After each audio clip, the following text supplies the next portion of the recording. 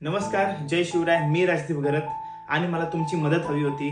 उरण बोकरविडा गावातली जेनिशा प्रथमेश पाटील नावाची 2 वर्षाची मुलगी SMA टाईप 3 च्या आजारात झुंजत आहे. खेळण्यांनी खेळायच्या वयामध्ये ती त्या आजाराशी खेळत आहे, झुंजत आहे, त्याच्यामधून बाहेर निघण्याचा प्रयत्न करत आहे आणि या आजारातून रिकव्हरीसाठी फॅमिलीला 5 करोडची मदत हवी आहे. ही खूप मोठी अमाऊंट आहे. एक आपल्यासारख्या सामान्य मिडल क्लास माणसांना ही अमाऊंट गोळा करणं कठीण जात आहे. तर तुमची मदत हवी होती आणि तुम्हाला कुठलाही डाऊट असेल तर मी युट्यूबवर व्हिडिओ बनवलेले आहे तिच्या आई वडिलांसोबत, तर ती जाऊन चेक करू शकताय.